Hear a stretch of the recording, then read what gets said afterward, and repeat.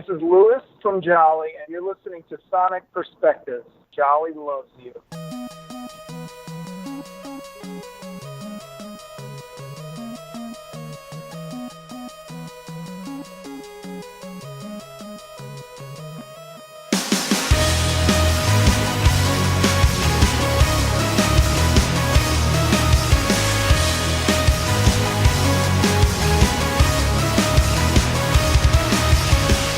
And welcome to another interview here at Sonic Perspectives. My name is Austin Kokel, contributing author and interviewer with the Sonic Perspectives team. And coming up this month, a band who's been in and out of our collective conscious for the past 5 or so years is finally back in full force. None other than the incredible Jolly out of New York. And tonight, to give us all the latest from the land where everything's perfect, I'd like to welcome Jolly drummer and minister of propaganda, Lewis Abramson. Hello, sir. How you doing, Austin? Forgive me if you hear me swearing or if I get cut off. I am in the middle of driving right now, driving back from practice. So I might get a bit of road rage. This will be interesting then. That's quite all right. Yeah. We're along for the ride, literally and figuratively. Okay. So we'll just get right into it here. I mean, the big news right now is the new album, Family, which some of us have had for a number of years now, or at least bits and pieces of it, is being released this month, June of 2019. So, you know, we had Audio Guide Part 2, the Audio Guide to Happiness Part 2 in, spring of 2013. So we've got about 6 years since then. What's been going on in Jollyland for the past several years? A lot has gone on, since we released our last album. We finished up production of Audio Guide 2 in the midst of Hurricane Sandy. So I was homeless at the time. I was living with Joe, and there's a lot going on. I basically was mixing the album while living in Joe's spare room, and and then we did a nice little Indiegogo campaign to help us, because all our equipment got wrecked, and we needed to fulfill our obligations to tour with Riverside to support the new album. So our fans came through and allowed us to do that. So we did some touring, and over the years we did a few tours here and there. We played some cruises. 2 of us have had children. We've started new careers, and all the while trying to figure out exactly how Jolly fits into our lives. So it's been a lot of soul searching. It's been, we entered our 30s, long story short. Audio Guide, we were all in our late 20s, and now we're in our 30s, and we kind of had to figure out, okay, this Jolly thing, how does it actually fit into reality? And I think 6 years later, we figured it out. Well, good. I mean, some people try for decades and don't figure it out. So kudos to you guys on that.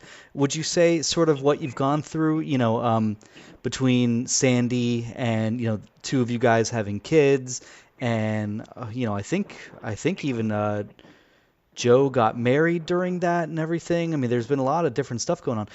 I know a lot of Family was sort of sketched out before the Patreon kicked off in 2015. But do you think sort of your life events helped kind of mold the album along the way at all? Absolutely. I mean, Family spans many years, and it spans many eras and many moods that we had, and kind of all comes together. It just represents so much. I mean, it's kind of hard to pinpoint it into one thing, but yeah, it's right. Joe got married. I got married in that time. Both had kids. A lot has happened. It's hard to do the life flashing before your eyes thing, because it's been so much. And for me personally, the biggest thing has just been going from your 20s to your 30s for me. Yeah. Entering my 30s and really trying to figure out life. It's a big deal. And then having a rock band, it's very easy to say, well, I'm in my 30s now. I shouldn't be in a rock band anymore, unless I'm really doing this full time. And when you have kids, doing a band full time has other implications. So, yeah. Yeah, and I mean, a lot has gone on.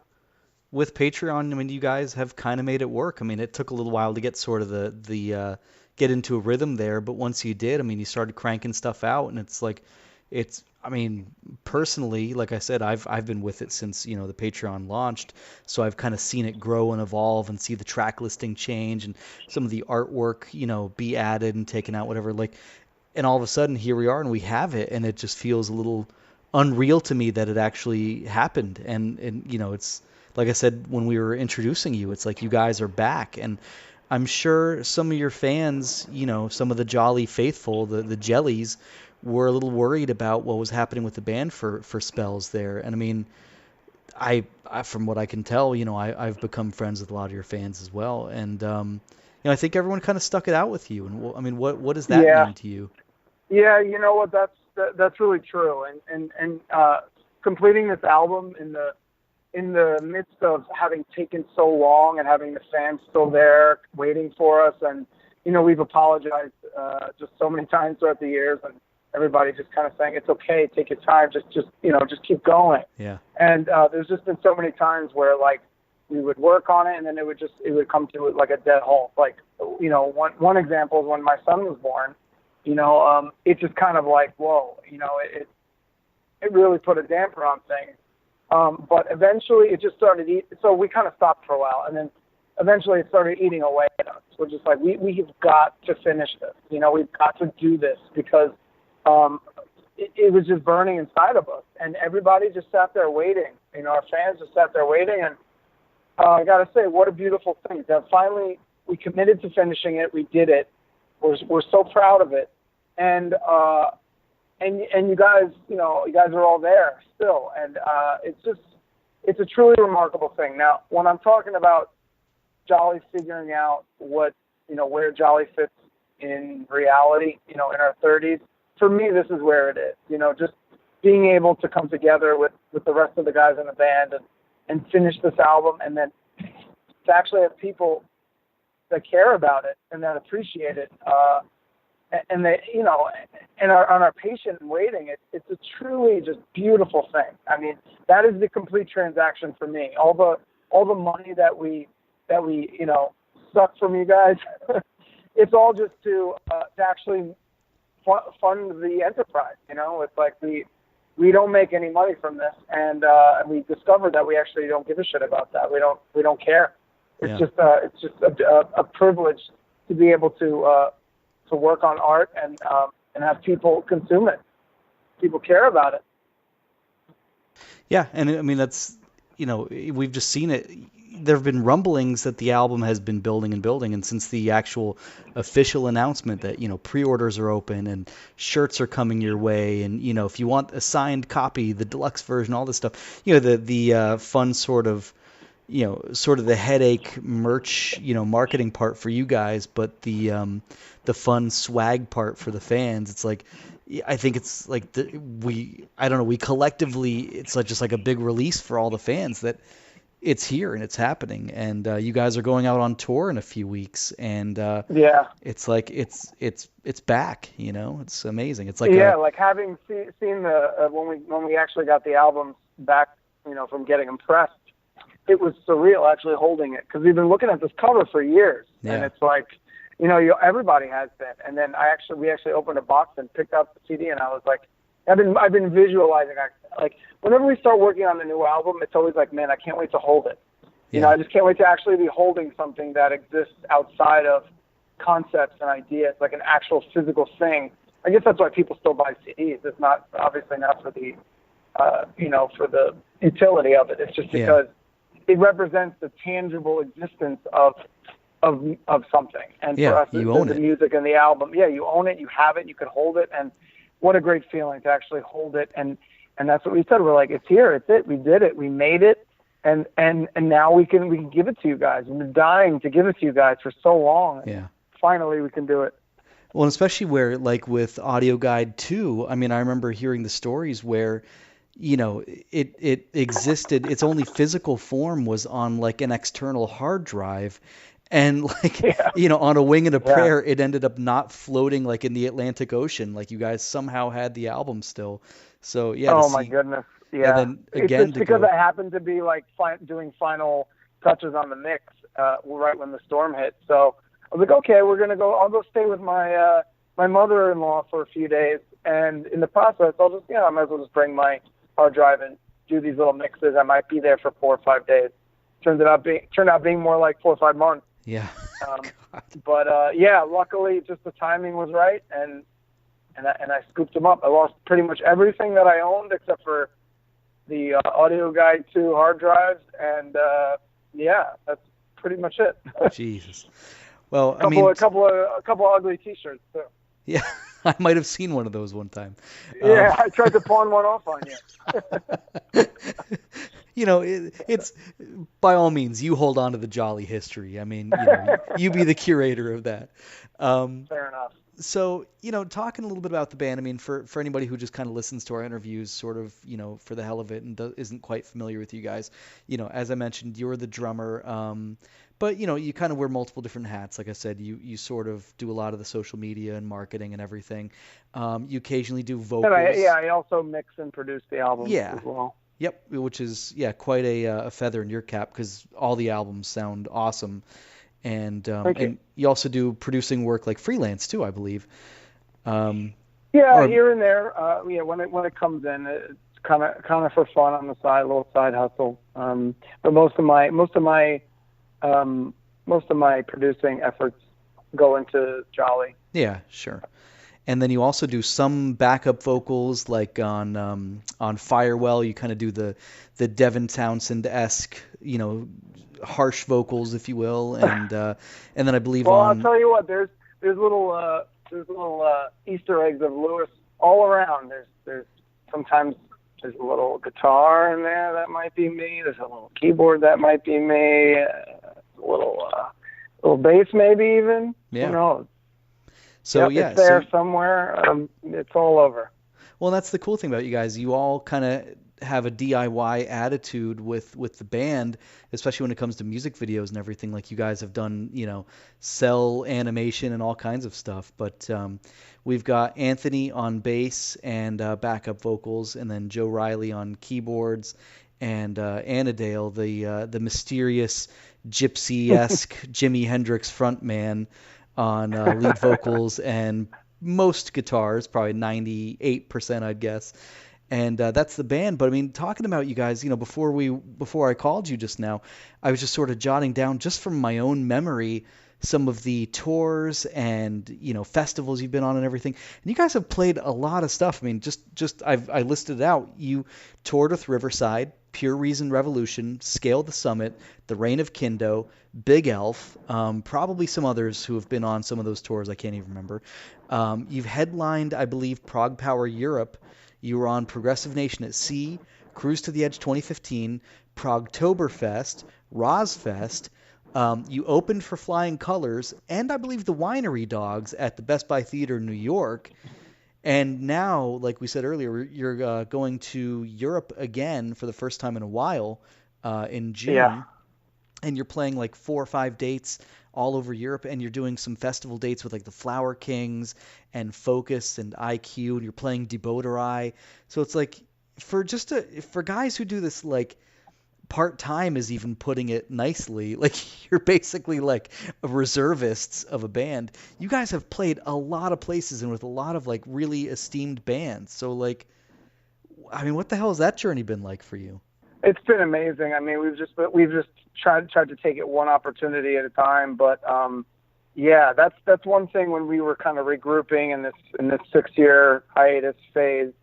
We all miss touring, and we all love it. Every time we go, you end up living with a new band for an extended period of time, or living with new people and the crew too. And it's always so interesting. It's a different kind of social experiment that you become part of. That's different than anything else I've done. I guess it's kind of like being in a fraternity. I don't know, but you're around somebody for so long, and you go through a routine with people every day for an extended period of time. And then you get to know them, you get to know their quirks, and all of a sudden you're really close with them. And then all of a sudden it's over. And that's another interesting thing. So it has this bittersweet thing, and it makes it kind of more beautiful because it's so fleeting, but yet you're so you're so close to these people for so long. And just recently, maybe 2 weeks ago, we played our first show in, I guess, like 2 years, in a long time. Yeah. And it was opening for Riverside. And so we've done multiple tours of Riverside. We've toured with them in Europe a couple times, U.S. We played on cruise with them. We're really close with these guys. Like, these guys are just the best. And this is the first show we've done in years, and it was kind of like a reunion, and also very bittersweet because this is the first time we've seen the band since Scrooge died. And we were pretty close to him. That was rough. But it was beautiful because it was kind of like old times almost. Yeah. And we hit the stage with them again, and we played a couple of new tracks, and it felt great. It really did. And we love touring. And a funny thing about us is, for some odd reason, we just get along really well. The four of us in Jolly, we get along really well because we're the four of us are very stupid. I mean, if you've ever watched the single, the Jolly Show cartoon that we made, that's the reason we love that so much, is because it's a very good indication of how we actually are together. Just nonstop stupid conversation. And there's been times where Marius, the singer of Riverside, we'd get out of a car that we've just been driving 3,000 miles in Europe, and we're getting out of the car talking, and it's just like, did you guys just meet? Like, you guys were just driving for 12 hours, and we come out of the car, just like mid-loud conversation, like, what's your favorite movie? It's like, did you guys just meet each other? Like, what is it? But we love that because we love spending time together, and we figured out how to get along, and then meeting the other bands. It's always just, it's a beautiful thing. I look forward to doing it more. Unfortunately now, the long tours are not quite as much of an option as they used to be, with family and all. But either way, the goal is every year or two, make a new album, go out, play some shows, meet some new bands, meet some new people, reunite with old fans, and just do it over again. Well, it's the crazy thing to me that, in a time where it's quite possibly harder than ever to be an actual successful quote unquote band, the fans, I think, due to just the omnipresence of social media, are more demanding that you play near them than ever. It's like, I live in like Hairy Armpit, Nebraska. Come here and play at like the local, hole in the wall, please. And it's like, well, gee, we'd love to, but like, how about you travel 4 hours and come see us, like, in like the next state over or something. It's like, we're coming there. Or the classic Mike Portnoy, where it's like, hey, Mike, when are you going to be in South America? And he's like, I was just there last month. Yeah, it's like exactly. You can't win for trying. But it's really cool, I think, seeing you guys with Riverside again, especially because on this Wasteland tour, I mean, like you said, it's the first full album of all new material they've done since Groods, and I think it's been bittersweet for the fans who've been along for the ride with them as well, just kind of seeing it all play out and everything. And I think it's really cool that they're huge in Europe and huge in Poland, especially, of course. Yeah. And they are. And they put on an amazing show. If somebody's listening to this and they haven't seen Riverside, just go the next time you possibly can. Like, I remember, you and me, Lewis, watching them on the 2013 tour, the Audio Guide 2 tour that you guys are on. We were in that little beach bar in Isle of Palm, South Carolina, watching Riverside put on a world-class gig from like 5 feet from the stage, unobstructed view. And it's like, I remember. The power they bring to the stage is just so phenomenal. But I think it's really cool that with everything they have going on, and obviously you guys couldn't do the whole tour with them, it's just not feasible for you, right, that they still found a way to bring you out for that one hometown show of yours and like involve you guys. I think that speaks volumes. Yeah, it was wonderful. Yeah, I mean, the old friends of ours, I mean, we saw they were coming. We were like, okay, well, we're going to Europe soon, maybe let's reach out to them, see if maybe want to play a show. And they were like, yep, let's do it. And it was great. And you're right, those guys are pros. When we first played a show with them, it was 2010. Maybe the 7th show we ever played as a band was opening for Riverside in Europe in front of 2,000 people. And it was mind blowing. I mean, that's one of the most amazing experiences of my life. And they were pros back then, so they were big back then, you know, and they've just gotten better and better. And yeah, those are real rock stars. Totally, yeah. And I'm glad they're still going. I mean, a lot of people weren't sure what the fate of the band was even going to be a few years ago, and the fact that we still have them, we have a new album, is just phenomenal. So, one thing I wanted to ask though, it's sort of weird that, you know, Jolly has always sort of, for lack of a better way to phrase it, sort of railed against being classified as like prog, because you guys aren't really, you're sort of ungenrefiable, and yet the prog fan base, the prog world, seems to be sort of the most accepting for you. And it's crazy seeing you guys on like Cruise to the Edge or, you know, prog, you know, Progressive Nation at Sea or whatever. And, you know, again, just in a few weeks, you're going to be out with like the Flower Kings, Focus, IQ, you know, these like pretty hardcore proggy bands. And you're going to be playing like Ava, for example, and, you know, it starts with like 80s chiptune. And it's like, how do you guys like come to terms with that kind of juxtaposition there? Yeah, I don't know. I think like the whole is jolly prog thing. I think yes. I think when you think of what prog means in its purest form, progressive. You know, I like to think of it as like whatever you classify a band like Faith No More as. Yep. You know, prog people love Faith No More, and they're like, you know, maybe we're a little more proggy than Faith No More because we do the crazy time signature thing that changes lots of parts and all that stuff. Yeah, I think that prog fans take to, you know, they have a high attention span for music, and we create songs that kind of demand that you listen, because if you're not really listening, they'll probably either sound noisy or boring or both.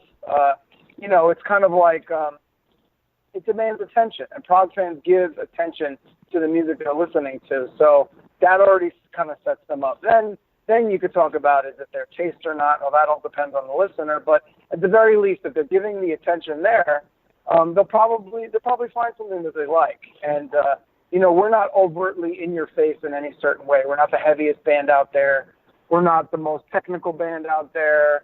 You know, our singer doesn't have the highest voice out there. We don't do crazy solos. I mean, we do a little of all these things, but we're just kind of almost like an alternative band gone haywire, an alternative rock band on some kind of prog crack. So I don't really know. I've asked people, like, what do you think? What do you think in terms of how Jolly is classified as prog? How do you justify that? Yeah. Well, and I know that's a rhetorical question, but just me, it's like I look at it as. I was actually asking. Oh, all right. Well, then good thing I had an answer ready. It's to me, it's like that to me is what prog should be. You know, don't get me wrong. I love Emerson, Lake and Palmer, and Yes, and you know, Jethro Tull, Thick as a Brick, and all that stuff, and you know, even some of the '80s, you know, Marillion, and you know, so on and so forth. But like, to me, it shouldn't sound like the same freaking thing for 40, 50 years. You know, if you want to do that, that's fine. That's your choice. Go for it and own it. But don't pigeonhole everyone else into the same thing, you know? And when people get pissed when like younger guys like you or, you know, I don't know, I can't think who, Thank You Scientist or somebody else, you know, in sort of the 20s, 30s, early 40s range, incorporate elements from Faith No More or Tool or something. And they're like, well, that doesn't belong in prog. It's like anything belongs in prog as long as it works, you know? So yeah, and you know, I actually think the prog community is pretty damn open-minded in those terms. You know, maybe there's some old school people who are a little set in their ways, but when you see a band like Reina Kindo touring with a band like Scale the Summit, it just shows, and Jolly, you know, it just shows you, like, Reina Kindo is just like a sweet, just a delicious treat of music, in my opinion. Just so good, and, like, I wouldn't call them prog, but they tour with bands like Cynic and, like I said, Scale the Summit, and because they're just so good. Prog fans, they hear it, and they're just like, that's just good, and I like it, and I like music. Prog really, I think, your average prog fan is just, like I said, somebody who gives a lot of attention to the music they listen to, and that's why they tend to not just listen to just radio pop. That maybe they like pop, but they're not sitting there examining the pop music. They're, after a while you understand it and they move on to more complex things. And you also see a lot of these kinds of fans at Prague Power Europe. They've got all sorts of cool, crazy bands there. And the guys who run that festival are always trying to find new bands to surprise the community they have there, or having the people at the festival decide who's the next interesting band you want to see. And they're always trying to break the mold of what Prague means. And I'm actually pretty impressed with how open-minded the Prague community is. And I think that's why they just, by default, embrace Jolly more than any other scene. Well, and I think you struck a chord there with kind of the pop comparison that, something that's poppy can still work in the prog scene. I mean, look at Joy, for example, your song from Audio Guide 1. It's probably my top 3 favorite Jolly songs, and other than sort of the breakdown section in the middle that gets a little, syncopated and time signature-y and everything, it's a very poppy, very, sultry, sweet kind of song, and it works. It falls in perfectly in the track listing, too, and I think it's a crowd favorite as well, so... There's something I agree. Nothing wrong with a catchy melody. Yeah, yep. And actually, that's as I progress on a personal level. I go from I was a metalhead growing up, and I always will be. But I go from Pantera to Dream Theater to now it's now I just want melody and composition and a good groove. I'll take a 5-minute groove like Anathema that builds and builds over just how many notes can you play any day now. Absolutely. So yeah. And one thing I want to touch on, talking about sort of Jolly history here, you guys being around for, God, over 10 years now. I noticed this summer will be the 10th anniversary of our first album. That's awesome. Well, and that's actually what I wanted to ask. I noticed on Family, it looks like it's being released under 4612 Records now. So, I mean, if people are doing, or if people are paying attention, they'll obviously pick up on what that is. But tell us about 4612 Records. Well, right now, 4612 Records is just our own little private label to release Jolly stuff. This is our first self-released album we've ever done. So, this is new to us. We're kind of starting anew the process of our album cycle of self-releasing, then booking some shows, playing some shows, and then going back to writing and so forth. We don't want to take 6 years doing the next album. So we're kind of starting new here. We've got our, like I said, we're not releasing under any label, so we figured, why not commemorate our first album? Let's start our own label. Maybe one day there'll be other bands, but for now it's just us, and kind of houses Family and future releases. Yeah. And speaking of future releases, sounds like you guys have some ideas kind of starting to percolate a little bit for the follow-up to Family, possibly? Yep, we've got some songs. We got some demos, absolutely. After we play these shows, we're gonna get to writing a little more aggressively. But yeah, there's already some irons in the fire, as they say. Yeah, and that'll be album number 5, which is pretty incredible considering 10 years in and a 6-year sort of I don't even know what to call it, not a hiatus necessarily, but just I don't know, off and on-ness that you guys are still averaging an album every 2. Well, we'll see when the next one comes out before we start doing that. Yeah. But I mean, still though, I mean, you guys are somehow keeping consistent. Like I said, once you got going with the Patreon, we were getting a new song every month or two. Do you think you might approach something similar with the follow-up, or is it too early still? I'd like to get some more fleshed out, see how we could start a new Patreon cycle. The system works really great for us. It allows us to do the self-release. We're able to get an inventory of albums. We're able to book some shows. It's amazing how much this stuff costs. It's an expensive hobby. So, this system works. We're going to, like I said, flesh out some demos and see if we can get the cycle going again sooner than later. Awesome. And another thing I wanted to ask is we've had a couple music releases, or I'm sorry, music video releases with family, which is again impressive considering everything you've had going on. I believe shortly after the Patreon started, you had Ava as the sort of lead-off single, and then maybe about a year ago, God, I don't know if it was a year ago or not, but it's probably was. We had Let Go, which is a really cool song. It's probably your longest song to date, and the video for it almost felt like a living tribute to Jolly. So talk a little bit about that song and the instrumentation behind it, lyrics, whatever you want to tell us about it. But I also want to hear about the video because, God, you guys must have dug deep into the archives for some of that footage. Yeah, the video. That kind of spawned later on. We started filming the video and we had some ideas for a concept and we decided, you know what, let's that was like our first foray into coming back into family and let's kind of get the old band back together. And we started digging into archive footage and when we put it all together and saw it over that long song, it was like, wow, it's I'm glad we made that because it kind of commemorates a lot of what we've done in our career up to this date.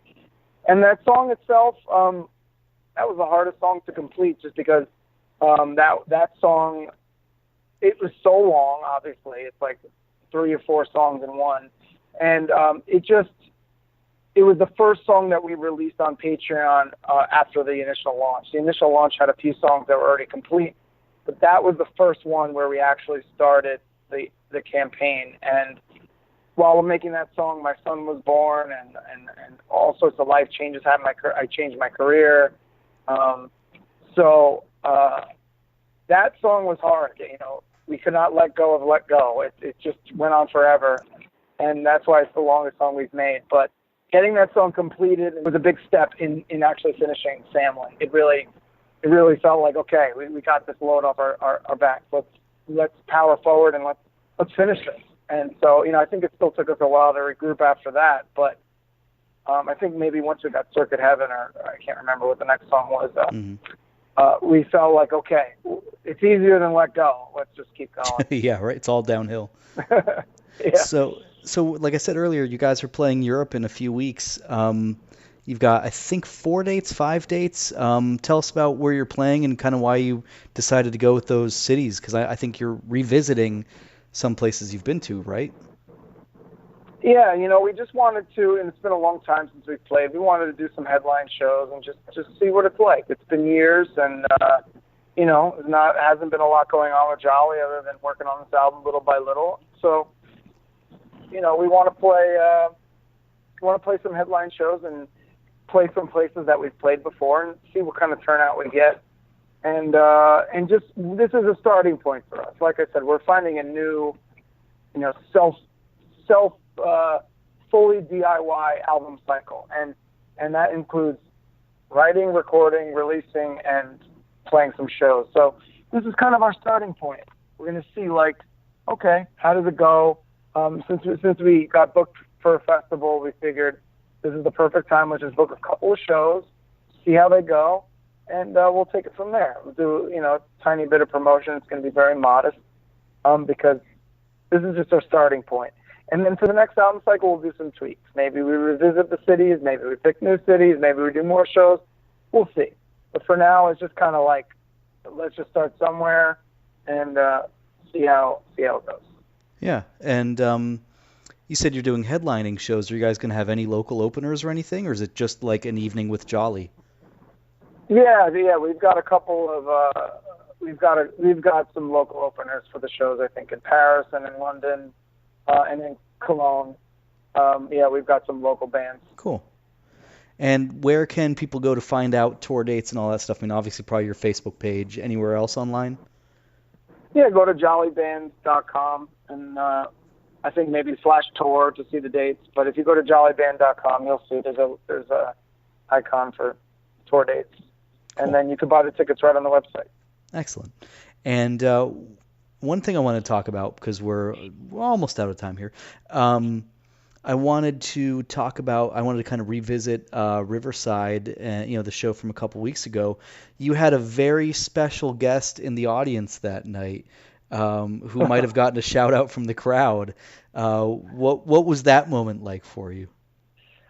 Oh man, that was one of the greatest moments of my life. I'll say my son, my 3-year-old boy, little Louie, was in the crowd. He was the first time he ever saw his dad play, and I mean, all the parent cliches, all the things that parents say, when you have kids and you have a connection with your kids, it's unlike anything. And seeing my kid in the crowd, looking at his daddy and with his little ear protectors on, and my father-in-law holding him up on his shoulders, and the spotlight on him, and all the crowd saying hi Louie, and he's clapping, and it was just beautiful. Like I imagined, like, talking.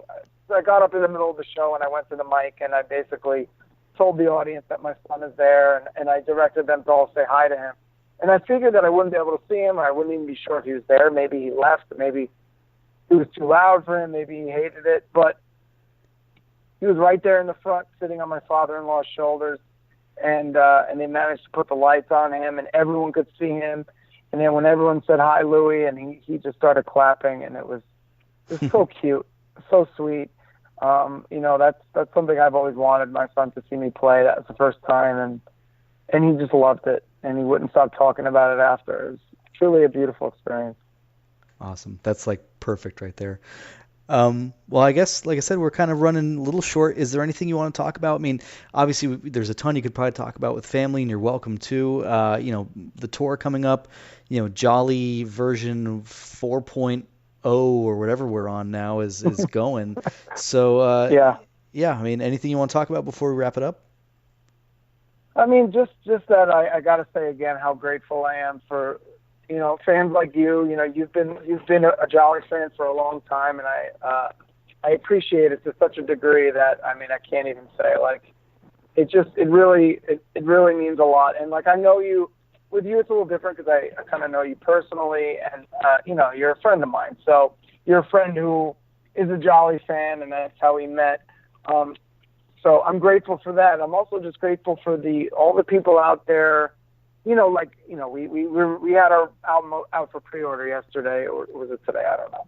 And and I'm seeing all these names, these people buying the album, and I don't know who they are, and they're just in some country somewhere, and that's just beautiful. It's just beautiful to be able to make something and have people care about it. I can't say it enough. I feel so fulfilled in my soul. And so relieved that we decided that doing this for a living is not the goal. Certainly that would be nice given the right circumstances, but that's not going to dictate whether or not we do this.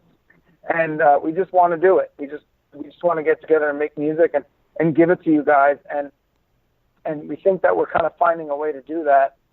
And I am just so grateful. I'm happier for it. And that's the other good thing about Prague is we're young bucks. I'm in my mid-30s, but yet I'm young on the scene. So, we could do this for another 20, 30, 40 years, and it wouldn't be weird. And I want to keep doing it. And that's kind of what we're setting ourselves up for with this release. Is just kind of here's our starting point for the retirement of our soul retirement, or whatever you want to call it, or kind of build the fund for fulfillment for the next 20, 30 years, and just keep doing this and growing it just for the sake of doing it. And we get to make art just for art's sake. And we release these weird songs. Some of them are like R&B songs. Some of them are 80s songs and metal songs and God knows what. And Jolly fans are cool with that. They know that we're just kind of like, we're exploring things artistically. And I'm just grateful. I'm so grateful for all of it. Yeah, well, we're grateful for you guys. Like you said, it's this, I would say this July, and it's sad that I can't remember the exact month, but anyway, this July, I've been a Jolly fan for 8 years, and, I remember it was the video for the pattern, and then Radii that did it for me, the old acoustic video. And I remember traveling to San Francisco for a business trip at my old job, and I had my iPod Classic with Audio Guide Part 1 on it. And I mean, you and I've talked about this. I was going through some rough stuff then, and you guys didn't even know me other than a couple of tweets at that point, and yet like the music was there for me. And I'm loyal to a fault to the bands that I care about, and the music was there for me, so I try to be there for you guys, and I think that's the same for a lot of the jellies out there in the world. Yeah, it's truly a beautiful thing. A lot of prog fans are like that. It's you guys really, and me too. We care about the music, and it's just a community of appreciation and good vibes. Just good vibes all around. It's all just so positive. Everybody's so positive, and there's no reason it shouldn't be like that. It's fantastic. And if they're not, they just get chased out of the building. It's like it's like a self-policing scene as well. So, all right, man. Well, I mean, I guess that's gonna do it. I mean, Louis, thanks so much. I mean, best of luck with the dates in Europe coming up. Jolly Family will be releasing around the same time you guys are in Europe. What's the actual release date? June 22nd is the official release date, but the album's up for pre-order right now. You can find that on our website too, jollyband.com.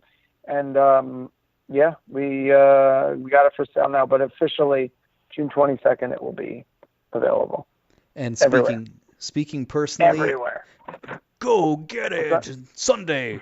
Just speaking personally, I would say, my personal recommendation to anyone listening, pick up the deluxe edition because the extra tracks are totally worth it. There are songs on there that I thought were going to be on the main release, but now aren't, and it'd be a shame to miss out on those. So definitely grab the deluxe if you can.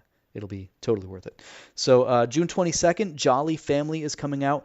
Best of luck with the release, the dates, the tour, everything. Future Patreon. We'd love to have you back anytime you want to come talk to us. We are always happy to help Jolly here at Sonic Perspectives. Excellent. Thank you, Austin. Really appreciate it. All right, so there you have it. Thanks so much for listening to this interview about the new album Family from Jolly with Jolly's drummer Louis Abramson. Once again, this is Austin Kokel from Sonic Perspectives, and I'll leave you guys now with Lazarus Space Masala from Jolly's Family album coming out on June 22nd. Remember, you can follow us on Facebook and Twitter and subscribe to our YouTube channel, podcasts, all that good stuff. All the links are right here. And thanks again for listening. We'll see you soon right here at Sonic Perspectives. On a distant planet, tyranny and injustice thrived, threatening the existence of life itself. This is the story of one man on his final mission to save the universe. Slow down the war machine. My dust and misery. Lie low and stay alive. And for the army alive. Send me down.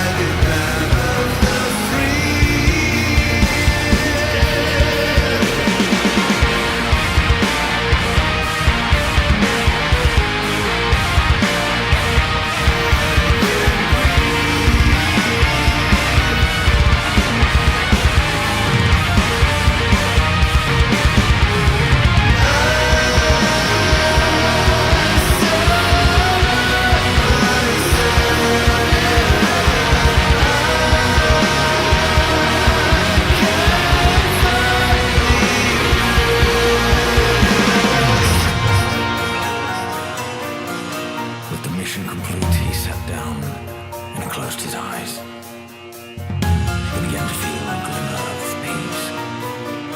But just behind him, the enemy lurked, waiting.